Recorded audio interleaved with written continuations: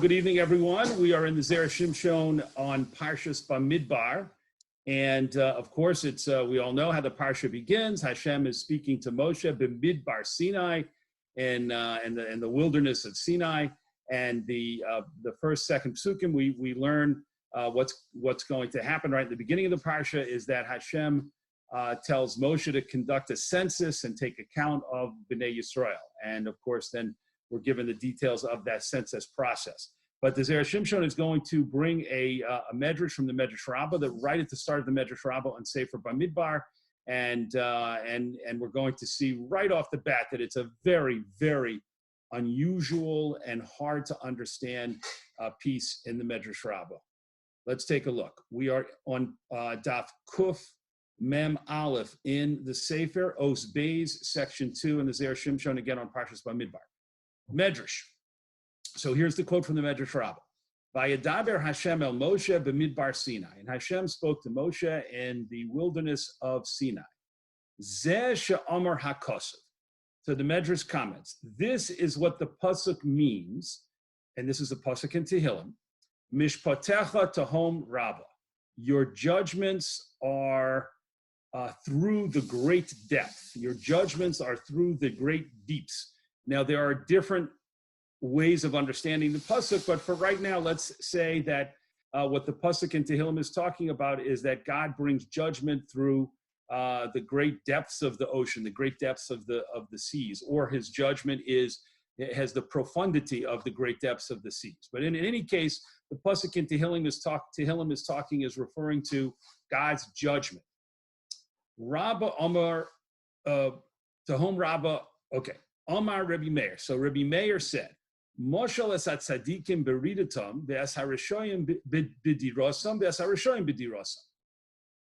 Hashem compares how tzadikim live in their environment, in their dirot, in the places where they live, in their habitations, ve'as harashoyim b'dirosam, and the wicked people in their in their habitations, in the places where they live.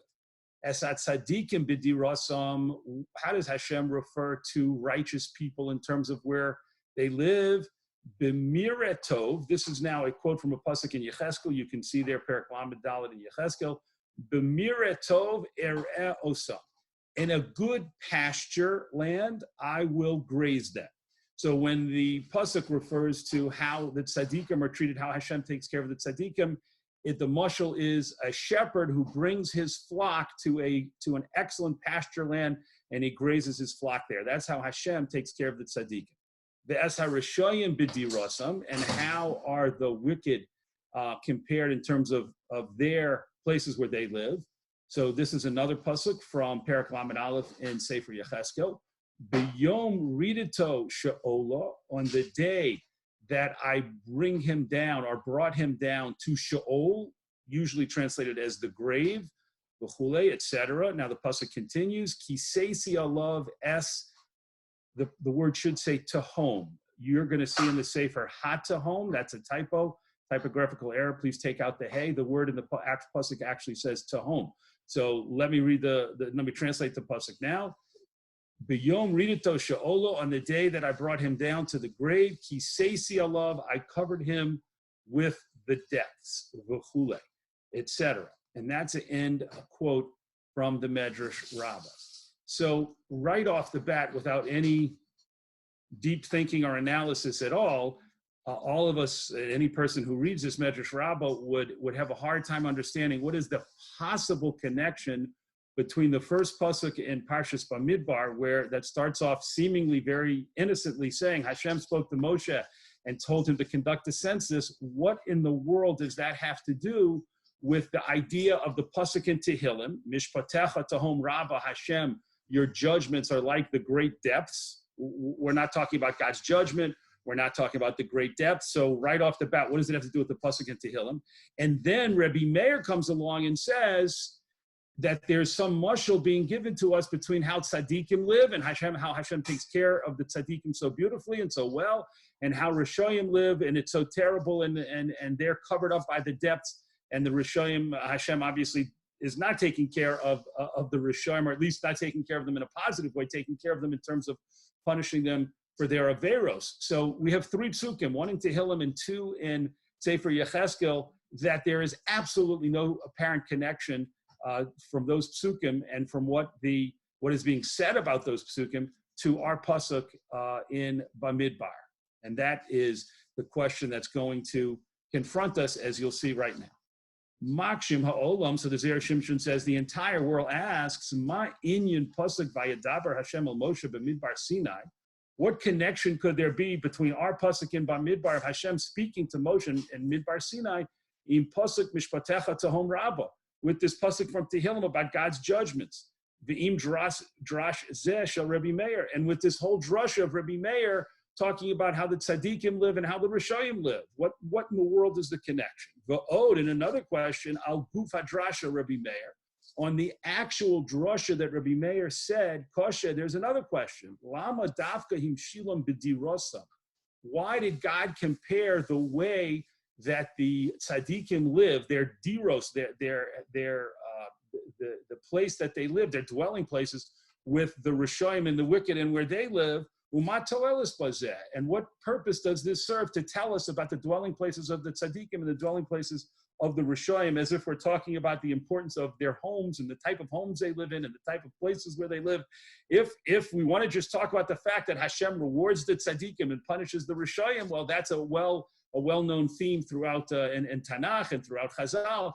We could say that, but why does Rabbi Meir have to bring in a drasha about comparing the places where tzaddikim live and the places where Rishayim live? So these are our starting questions from the Zera Shimshon, and as I said, I think they're very obvious questions. Sometimes when the Zera Shimshon asks a question, we struggle to understand exactly what is the question, and we analyze the source material to see what exactly is he asking to understand. And here the Zera Shimshon asks the question like he says, Makshim ha'olam. Everybody would ask when they see this piece in the Medrash Rabbah, what in the world what's the conceivable connection between what the Medrash Rabbah is talking about and the pasuk that starts off Parshas Bamidbar? So we have our work cut out for us. Next paragraph, V'yesh lomar, and we can say, the Isa b'perik test Shabbos. It is stated in the 9th parak of Maseches Shabbos. The Gemara asks, "My Har Sinai." What does the name Har Sinai mean? What does it actually mean? Where did it come from? What's the significance of the name Har Sinai? Gemara answers, "Sheyarda Sina le'umos ha'olam alav." So the Gemara says that the word Sinai, with a samach, is connected to the word sina, which means hatred, with the letter sin. And the significance of this is that Har Sinai, where the Torah was given, is the place where hatred was developed, where hatred was initiated between HaKadosh Baruch Hu and the nations of the world. Why? Because the Jewish people received the Torah on Har Sinai. And as we know from many statements by Chazal, the nations of the world who were given the opportunity to accept the Torah, given the opportunity by Hashem to accept the Torah, refused to. So when Klal Yisrael accepted the Torah and there was Kabbalas HaTorah on Har Sinai, this began a hatred from Hashem towards the Umos HaOlam because they rejected the Torah and they did not do what Bnei Yisrael did. They did not receive the Torah. They rejected the Torah. So the name Sinai, Har Sinai, reflects this fact. Omer Rabbi Yossi Rabbi Chanina. Now there's a little digression in which Rabbi Yossi Rabbi Chanina says the Har Sinai, the mountain itself, was located in a midbar that's sometimes called Midbar Sinai. And that midbar has 5 names, as he says. Chamisha Shemos Yeshlo. There were 5 names given to the area, the midbar in which Har Sinai was located. Midbar Tzin, one of the names was Midbar Tzin. How did it get the name Tzin? Shenitz Tavu, that Bnei Yisrael was commanded the mitzvos in that place, v'chule, etc. The Zera Shimshon doesn't want to go off and follow up on that digression about the 5 names of the midbar in which Har Sinai was located. He wants us now to jump ahead to where the conversation continues about the name of Har Sinai. We talked about one explanation of Har Sinai, and now we continue. Umashmo Chorev Shmo. And what is the name of the mountain itself? Its name is Chorev. So we'll circle back to understand what the Gemara is saying when it said Har Sinai, now it says Chorev. But the Gemara continues, Opliga de Rabbi Abahu. And this statement that Har Sinai, the original name was Har Chorev, and then when the Torah was given there, it was called Har Sinai. this disagrees, this argues with another statement of Rabbi Avo, the Amar, who said, Har Sinai Shmo. Har Sinai was originally the name of the mountain, the Lama Nikra Shmo Har Chorev. And why was its name changed to Har Chorev when the Torah was given there? Sheyarda Chorva le'umos alav. Because destruction came down to the nations of the world when the Torah was given at Har Sinai. So Chorev is connected to Chorva. Har Chorev is connected to not just hatred coming to the nations of the world from Hashem, but destruction coming to the nations of the world when Klal Yisrael accepted the Torah on Har Sinai. Let's pause here just to go back and make sure we understand this piece of Gemara, because the Zera Shimshon is going to now go delve deeper into the Gemara and use it to help us develop ideas, come back and help us answer the original questions on the piece in the Medrash Rabbah. So the Gemara basically has two views. It's bringing us two views. And they have to do, the two views are differing views, and it's a machlokas, it's an argument between what was the original name of Har Sinai and what was the additional name given to Har Sinai after the Torah was given there, okay? So the first opinion we saw was that when the Torah was given there, the mountain was given the additional name of Har Sinai. So what was the original name? The original name, according to that first view, was Har Chorev. And in a moment, we'll talk about why the mountain would have either one of the two original names. But again, just to understand the two views the Gemara is giving us, so the first view is that the original name of the mountain where the Torah was given to Klal Yisrael, where Kabbalah Torah happened, its original name was Har Chorev. Then the Torah was given there, and the name after the Torah was given there became Har Sinai. Okay, Har Chorev, original name, Har Sinai, added name. Now, Rabbi Avahu then comes along and says, no, just the opposite. The original name of the mountain was Har Sinai, and when the Torah was given, it was given the additional name. It was called Har Chorev, because Chorva, destruction, came to the nations of the world because they didn't accept the Torah the way that Bnei Yisrael did. So why would a mountain have two names? So let's talk first about the original names. There are two qualities that we can say about Har Sinai, which would help us understand why it was originally given the name it was given. It could be given the name Chorev originally, because Chorev, in addition to being connected to Chorva, which means destruction, can also be connected to dryness and heat and an area like a desert, which is very hot and dry. And so Har Sinai, located in Midbar, in a desert, in a wilderness, in a desert, and in a very hot, dry place, could have been given the name Har Chorev simply because of these factors of its kind of climate and its geography and where it's located. It's hot, it's dry, it got the name Har Chorev. Then, according to this, again, the first view in the Gemara in Masechet Shabbos, then later on when the Torah was given there, then this mountain was called Har Sinai, got an additional name of Har Sinai to reflect the Sina, the hatred that Hashem began to feel for the Umos Olam because they rejected the Torah. That's pshat number one. Pshat number two in the Gemara is, or the view, shita number two really in the Gemara, this is Rabbi Avahu, is that the original name was Har Sinai. How did this mountain get the name Har Sinai before the Torah was given, before anything about the Torah? Because of the word sneh, a bush. This was a mountain that was covered with bushes. Of course, we know about the famous sneh, the famous incident of the sneh, where Hashem addresses Moshe Rabbeinu and talks to him on this mountain, where later on Bnei Yisrael would come accept the Torah. So it was called Har Sinai because of the bushes, the sinaim, the bushes that were located on it.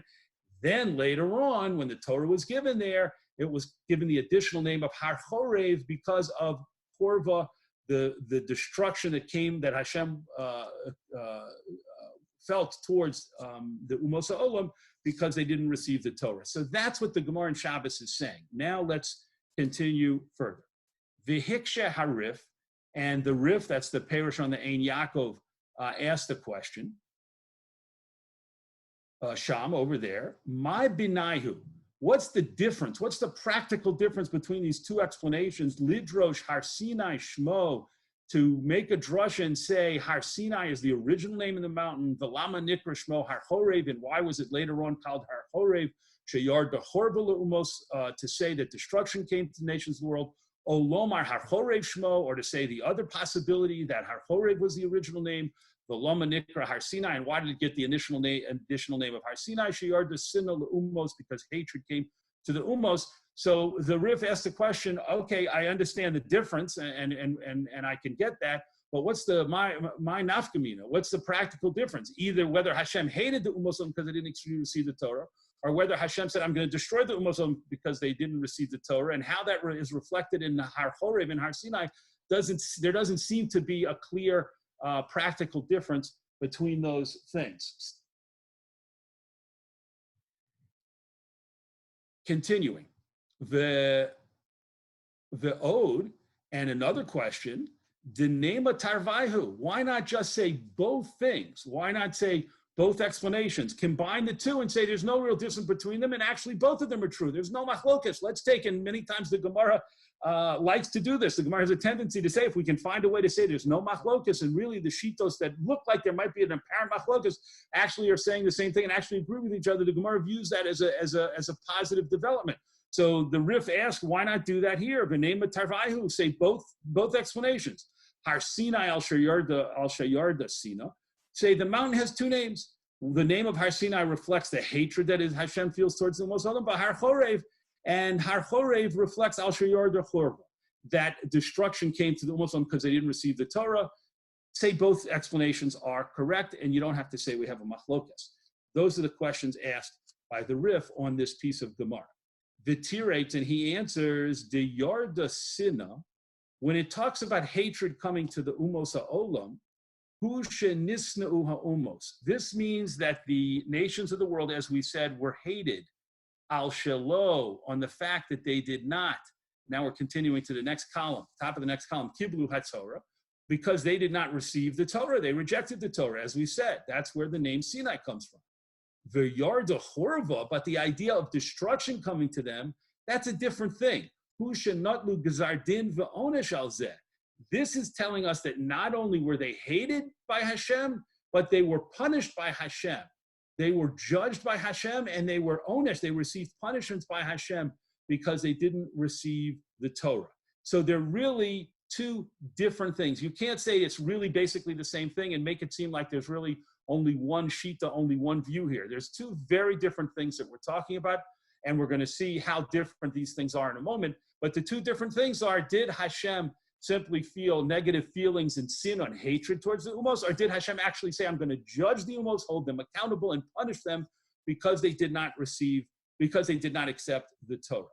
Umande Omar Sinai Shmo, according to the view that the actual name of the original name of the mountain was Sinai, which means the added name was Chorev, Svirale, that view holds Shenechravu, that nations of the world were actually destroyed and punished because they didn't accept the Torah, because they rejected the Torah. Umikol shkein shenisnu, and certainly they were hated by Hashem.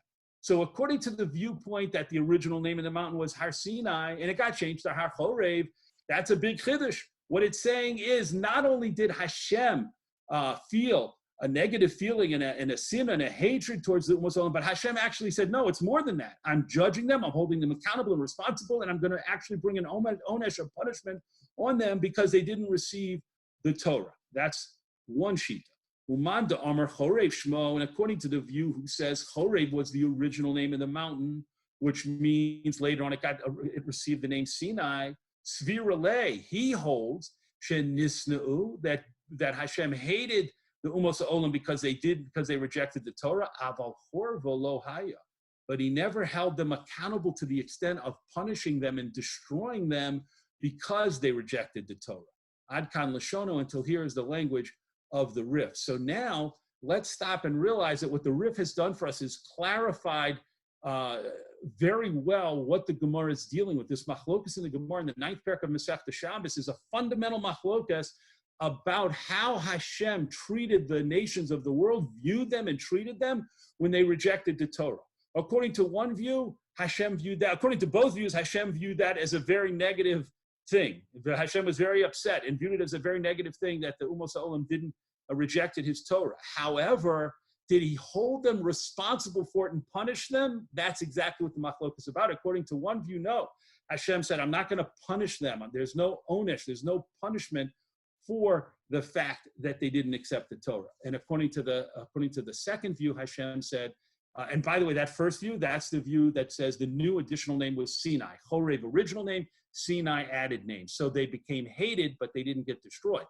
The other view is additional name is Har Chorev, reflecting the fact that once the Jews accepted the Torah in Har Sinai, Hashem said, not only do I view the Umos Olam with disfavor for rejecting the Torah, I'm going to bring destruction upon them for rejecting and not accepting the Torah. This is really what's going on in the Machlokas and Maseches Shabbos. So let's continue. So far, obviously, none of this has answered our original questions on the Medrash Rabbah, but of course, as we all know, the Zera Shimshon is going to get there. V'tam Machlokas zeh, yesh lomar detalyu b'machlokas acher.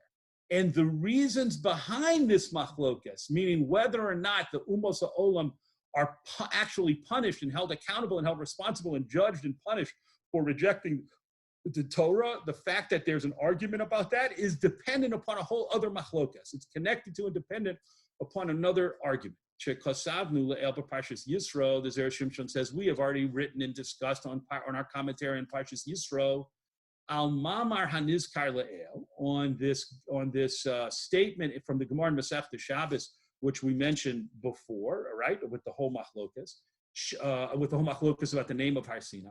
She'im Yisrael kiblu es haTorah b'ratzon, if the Jewish people had accepted the Torah on Har Sinai willingly, az ein ha'umos yecholim od lahachzik bo, then the nations of the world would never ever have a chance to get the Torah after that. Shaharei mitchila solku yedehem mimena, because from the start they said no, they solku yedehem, they pulled back their hands from accepting the Torah. The Yisrael zachu bo, and the Jews went ahead and accepted the Torah willingly and with a full heart. Miyad, immediately, once the Jews did that, Haim Levadam, the Umos Olam were left out of the picture. They're on their own. There's no way for them to have a chelik in Torah after that point. So the Zera Shimshon is saying, back on Parshas Yisro, we discussed two possibilities, two approaches to what happened, two views really to what happened on Har Sinai. According to the first view, Klal Yisrael came to Har Sinai and accepted the Torah b'ratzon, accepted the Torah willingly, and that the result of that action by Klal Yisrael was that the Umos Olam never had a chance further after that point to say to Hashem, oops, we made a mistake, we want to receive the Torah. No, you said no, Klal Yisrael said yes, it's over, Klal Yisrael has the Torah, Umos Olam can never get it.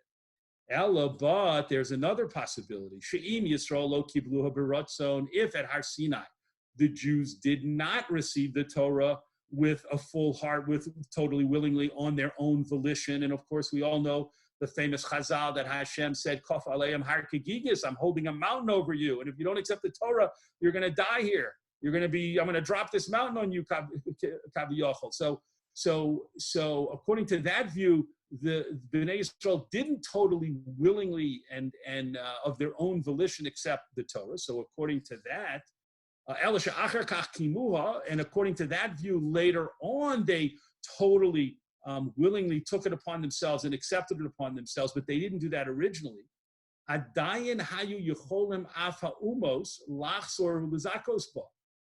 means that the non-Jews also had a chance to come back and accept it later on, right? If the Jews did not totally accept it at Har Sinai willingly, completely of their own volition, then that means there was a period of time after Har Sinai when the non-Jews could have said, oops, we made a mistake, and we realized we made a mistake, and we want to accept the Torah. And they had a chance to do so because Klal Yisrael, at Har Sinai, didn't accept it totally willingly.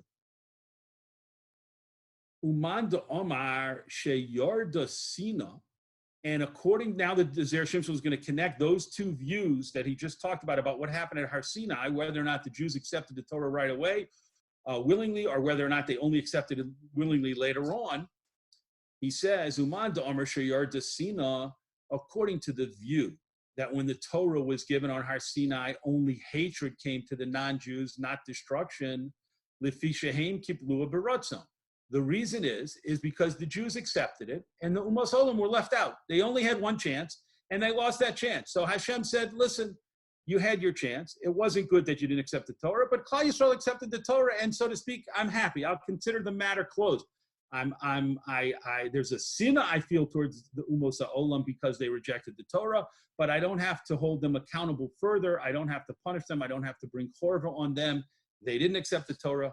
Klal Yisrael did accept the Torah, and now they didn't even have a second chance. They had one chance, one strike. I'm not going to punish them because of their one strike.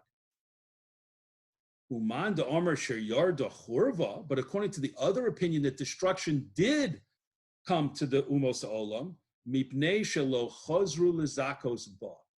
That's because they did not return after Klal Yisrael did not accept the Torah of their own volition. The Umos HaOlam didn't take their second opportunity to come back and say, oh my goodness, we said we didn't want it. It was offered to the Jewish people. The Jewish people didn't accept it totally of their own volition. Now we see we have another chance, a second chance, and we're going to grab our second chance and come and accept the Torah, so we have a chelik in the Torah. They didn't do that either. So now they have two strikes. They didn't come and say, now we want to accept the Torah and fulfill it, Moshe Asa Yisrael, as Klal Yisrael did. So you see that the two views, and we'll explain this in more detail in a moment, you see that the two views about what we're discussing, the name of Har Sinai, and whether Sinai was the additional name, or whether Chorev was the additional name, Zera Shimshon says that's directly connected to a whole other machlokas, which again he brought in his Perush on Parshas Yisro, about whether or not the Umos HaOlam got a second chance, had a second chance to claim a chelik in the Torah, because Klal Yisrael either did or did not accept it willingly. And let's work that through right now. So you see all the pieces together. If Klal Yisrael accepted the Torah totally beratzon, totally of their own volition when they got their chance on Har Sinai, then that means that the Umos HaOlam had one chance. They rejected the Torah one time, like we said, one strike, then they never had another chance because Klal Yisrael grabbed it, got it, accepted it, no looking back. If they only had one strike, then Hashem says, then Sina, I feel Sina towards you. I'm not going to bring destruction upon you, but I do feel Sina. And then the additional name is Har Sinai to reflect that fact. If, on the other hand, according to the other shot, that Klal Yisrael had to be forced into accepting the Torah on Har Sinai, they didn't do so totally of their own volition. That means that the game was still on, so to speak, the opportunity for the Umos HaOlam to step in and later on grab a chelik in Torah, the same way the Jewish people had to come back and say, now we want to totally with a full heart accept the Torah. The same way the Jewish people came back and got it. The Umos HaOlam also had such a chance after Har Sinai, and they didn't do it. That means two times, two strikes. There were two opportunities the Umos HaOlam had to accept the Torah, and because they rejected the Torah twice, Hashem says, now chorva is coming to you. Now destruction and punishment and consequences are coming to you. And the additional name of the mountain is Har Chorev, to reflect the chorva, not just Sina. Let us continue. V'nechse anon, and let us see. Bishlomo b'chol hamakomo shehaya mitzvah Yisrael al ezu mitzvah.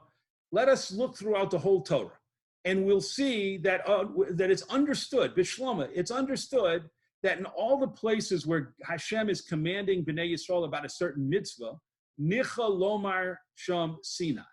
Then the name, if it's going to talk about Har Sinai, it should be called Har Sinai. Shahari b'matan Torah nizkar zeh Hashem shel Sinai. Because when the Torah was given, the name Har Sinai was used. So whenever the Torah is talking about mitzvos, and it mentions that a mitzvah was given on Har Sinai, or it connects in some way a discussion about mitzvahs to Har Sinai, then we understand that the name Har Sinai should be used no matter what. L'marke de Islay, or demarke de Islay, according to each of the two opinions. In other words, whether or not Har Sinai is used when the Torah is talking about mitzvos, the opinion that says Har Sinai was the original name can say, oh, they're using Har Sinai because it was the original name. And the opinion who says they're using Har Sinai was the added name, and the original name was Har Chorev, can also say they're using the added name. And whichever opinion you want to go by is fine, because when we talk about mitzvos, we use the name Har Sinai because Har Sinai was the name that Hashem chose to refer to the mountain when the Torah was given there. So both opinions are okay throughout the Torah, as long as we're talking about mitzvos. Aval, but Bekan, here in the beginning of Parsha Bamidbar, she'eno medaber b'inyan shu mitzvah. We're not talking about mitzvos. Rak kedei lekabel minyan b'nei Yisrael. We're only talking about taking a census of b'nei Yisrael. Meaning, at the beginning of Parsha Bamidbar, Hashem isn't saying, here's a new mitzvah, here's a mitzvah of tzedakah, here's a more information about the mitzvah of Shabbos, here's a totally new mitzvah that hasn't been discussed before in the Torah. That's not what's happening. Hashem is saying we need to take a census of and get a number of Bnei Yisrael. So since we're not talking about mitzvos and the Torah wants to mention the name of the mountain, it should use its real original name, the actual name of the mountain. Umidahazkir Sinai, and from the fact that in the first pasuk in Parshas Bamidbar and Sefer Bamidbar, it calls the mountain Har Sinai, and again, it's not talking about any mitzvos. There's no connection to any mitzvos being discussed here. Shmami, no. We learn from this, Shezehu Hashem Ha'etzem Shelo, that this is the actual original name of the mountain. Ha'amiti, the true original name. V'har Chorev Hu Shem HaToar. And it tells us that Har Chorev is the additional added name that only came once Bnei Yisrael accepted the Torah on the mountain. That's when it got the name Har Chorev. So the Zera Shimshon is saying, okay, Har Sinai, we're now poskening the shiur, so to speak. We're now saying there were two views, and we're learning from the first pasuk in Bamidbar which view is correct. Which view is correct? That the original name of the mountain was Sinai, the actual name of the mountain is Sinai, and the name that was added is Chorev, again, with that connection of Chorva, that ominous connection of destruction. The Nikra Kach, and why did the mountain get this original name? Lefi sheyarda Chorva le'umos, because actual destruction and punishment came to the nations of the world, Shelo kibluha mitchila, because they didn't accept the Torah the first time they were given the opportunity, Va'af lo chazru l'zakos ba, and they didn't even return to get a chelek in Torah when they had the chance. They didn't do it a second time. Kemoshe asu Yisrael, as Bnei Yisrael did. Klal Yisrael didn't totally accept it fully the first time, but they did take the second opportunity, but the Umos HaOlam missed both opportunities. V'zeh she'amar hakasav, and this is reflected in a pasuk in Sefer Yeshayahu, and this is a quote from that pasuk, V'hagoyim charov yecherovu, and the nations of the world will be destroyed and more destroyed. They'll be doubly destroyed. So you see that charov yecherovu, two languages, two words connected to chorva, to destruction. So they'll be doubly destroyed. Why? Shtei chorbanos, because they're going to be destroyed twice, because they missed two opportunities to accept the Torah. If they had only missed one opportunity, then they would have been hated, sina, but they would not have suffered consequences and destruction. Now the Zera Shimshon is going to tie it all together. Ulefiza, and according to this, according to everything that we just put together and how we understand the different arguments and the different views, according to all this, Shapir Ka'amar HaMedrash, now we understand why the Medrash said that the first pasuk in Bereshis is so significant and connected it to punishments and connected it to Rishayim and Tzadikim. And let's hear how the Zera Shimshon explains it. Shapir Ka'amar HaMedrash, the Medrash, what it was saying is perfectly clear now.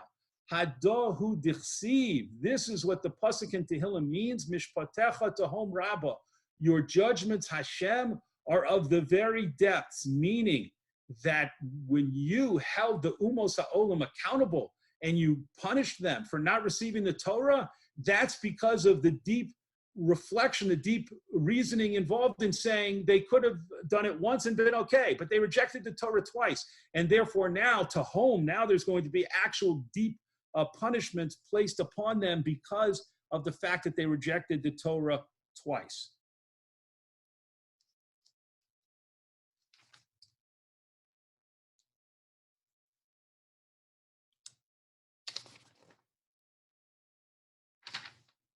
Dimidahazkir Davka Shem Sinai, from the fact that the pasuk in Bamidbar only mentions the name Sinai, Yalfinon Kemanda Omar, we learn that the view of one of the two opinions is correct, Sheyar de Chorva, that the additional name reflects the fact that destruction came down to the Umos HaOlam. V'zehu mishpatecha tahom rabbah. And this is reflected in the words in Tehillim that God's judgments, for example, his judging of the Umos HaOlam, is with great depth. The Osir Shapir Nami Hadrasha Rabbi Meir. And the drash that Rabbi Meir brought about the tzaddikim and the rishoyim and the places where they live also makes sense now. Shahare Lashon Chorva, because the language of destruction, Shayach bebatim uvediros. It applies when you're talking about houses and habitations where people live being destroyed. Velo be'anoshim. It's not the word that's used in Tanakh when you talk about people being killed. If there's a battle and many people are killed, the Torah doesn't use the word chorva. It doesn't use the word there was a destruction. There are other words that the Tanakh, that the Torah use if people were killed or slaughtered in a battle or died in some other way. But it doesn't use the word chorva unless physical habitations are being destroyed. Vehechan hi chorva zu. And where is this destruction that happened to the Umos Ha'olam? V'halo yesh lahem batim v'ayoros harbe. The Umos Ha'olam have wonderful homes and cities and towns, and lots of them are not destroyed. There aren't ruins all over the world for the Umos Ha'olam.